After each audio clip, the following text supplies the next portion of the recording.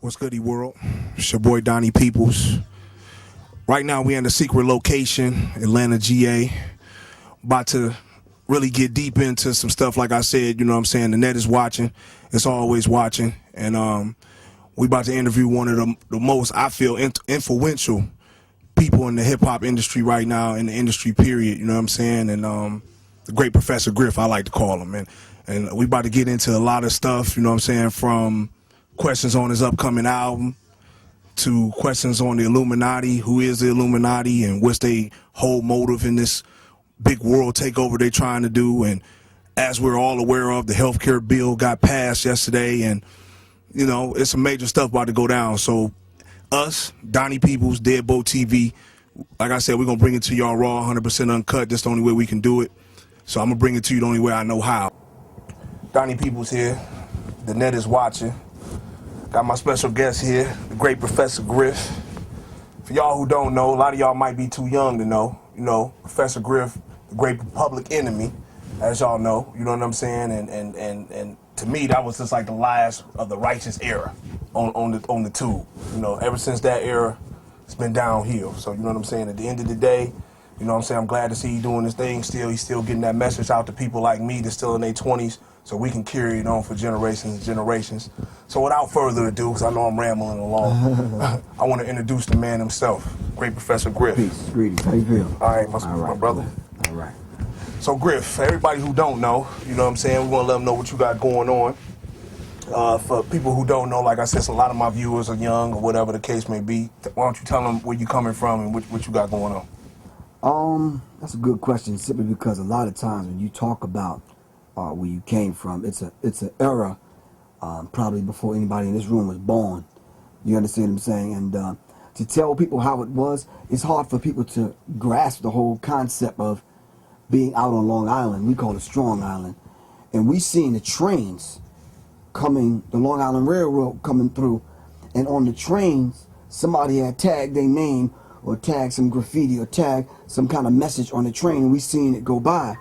And we trying to figure out, okay, where's that train coming from and what's going on at the beginning of that journey for that particular train. So it led us to get on the train and to follow it back to the Bronx. And we kind of figured hip-hop was going on. You understand what I'm saying? Right. How did Jersey know? The PATH train. How did all the trains and the subways that went underground and went to the Bronx, out of the Bronx into Brooklyn, Queens, Staten Island, Governor's Island, Reese Island, Long Island, went all throughout New York to let people know something was going on in the Bronx. That shit took 10 years. 10 years. We heard it. We seen it. We seen the graffiti. We was hearing something bubbling under. We heard some things. But in order for you to understand and know and understand hip-hop, you had to be there in the first 10 years. We understand a lot of us don't read. You understand what I'm saying? But this is for those of us that do. As a matter of fact, this is the reason why we have to communicate through this medium. Right. Because there's a lot of cats right now sitting back, watching some porno shit, lighting L's, you know, drinking and shit. That's like saying, yo, I ain't trying to read that, dude. You understand what I'm saying? So we got to put it on YouTube for them. And we see you. Right. We're going to get your ass anyway. Willingly or unwillingly, we coming for you.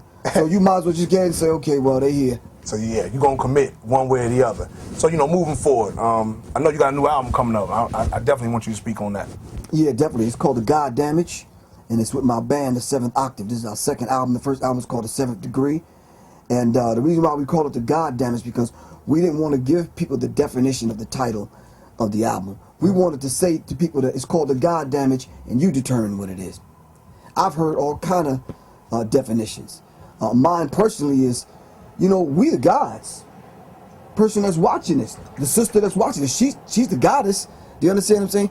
We need to recognize the damage that we're doing to the God self. You understand what I'm saying? Absolutely. Hip-hop came from the essence of the gods and goddesses. Look at what we've done to hip-hop. You understand what I'm saying? So it's the God Damage. It'll be out 30 days from now. And I'm not asking people to go cop it. Shit, you're going to feel it anyway. It's that vibration that we putting out. You ain't got no other choice. I'm not being cocky or arrogant. Right. You understand what I'm saying? It's something that we're going to put out there, and you're going to hear it one way or the other. Whether I got to use that shit as a frisbee at the family reunion or whatever, but you're going to experience it, seriously. So, you know, moving forward, it's some other things we want to talk about. Obviously, this getting a lot of play now. It's coming to the forefront. people really wasn't aware of it. Even myself back in the day when Pac did the album Cluminati, and I just thought it was just a catchy name or whatever the case may be. But now I'm aware. I'm like, you know, he was basically dissing the Illuminati. So I'm automatically convinced that that's who got him killed, just by comparing both of the names. But you know, for the viewers who are not too aware of the Illuminati, what is the Illuminati? Well, like real basic and like elementary teachings, the Illuminati simply means holders of the light, the torch bearers, the light bearers. Anything dealing with the light, because they feel that they are the ones that's going to lead the way into this new millennium. So when you see the light bearers, you're actually talking about this hidden hand, so to speak, of people who really truly control things. So when you hear the Illuminati, it's the illuminated ones, the light bearers, the torch bearers. And the prime example of that is when you see the Olympics. They take the torch through every city in town, every city, and it comes to America, and they pass the torch. That's a sign of the Illuminati.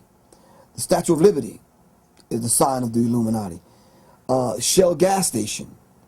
The shell is not an actual shell, it's a rising sun. MasterCard, because they call themselves men of towardness, those that operate between the rising and the setting suns, because they're sun worshippers, and they believe in the light. You understand what I'm saying? That they're the light bearers. So they leave signs and symbols. I could take out a dollar bill and break it down from top to bottom, back and forth. You understand what I'm saying? These are the people that hid themselves, woven themselves into the fabric of every aspect of America. Politics, education, religion, every facet of America. I'm gonna keep this, all right? Okay. So like I was saying, right? When you talk about the Illuminati hiding themselves, here you have the all-seeing eye on top of a pyramid acting as the capstone. You understand what I'm saying? Inside, if you connect the dots, drawing out a Star of David, you'll see the word Mason. All right? But actually, the word Mason, if you scramble the letters around, is the ancient order of the Noble Mystic Shrine. All right? But not only that, see, they hide cute little things like that because they know that we don't know the symbols, symbology. We're not symbol literate. So when you read it further, it says Nuit Coetus, which is Latin, Novus Ordo Seclorum, announcing the birth of the New World Order. Well, shit, the New World Order is already here. This is about to play out. This is only worth 8 cents. So you brothers out there that's selling drugs and killing people over this, stop that, man. This is not even worth it. You understand what I'm saying? But we need to put enough of these together so we can buy some land so we can carve out our own destiny. Are you following me? You see the gentrification going on throughout every major city in America. They moving black people out. They taking over the inner cities. All right? That brings us to Haiti. That brings us to Hurricane Katrina. Are you following me? So these things are going on right before our eyes. But one interesting thing about the dollar bill. In the corner to the left of George Washington's head, if you fold it this way and this way, you'll actually see an owl that sits right in the corner, right above the number 1. The Bohemian Owl. Right. Which is their logo, simply because the reason why they chose the owl is because the owl sees things in the dark. The owl is wise, and the owl always makes that particular sound called who, because we don't know who. Are you following me? Right. But the owl represents the District of Columbia. That brings me to your friend, not mine, Barack Obama. Barack Obama. You talking about Barry? Yeah. What's up, Barry? Barack Obama is the president of a corporation, and he's not the president of the United States of America. Absolutely. Their logo is the all-seeing owl. Now, to prove that, I always say in my lectures that if you find any watch ad in any magazine, the time is always 10:10. Why? Simply because the District of Columbia is designed 10 square miles by 10. That's the government, not everything else. That's what he's the president over. A corporation. What is a corporation's main entity that they buy, sell, and trade? You.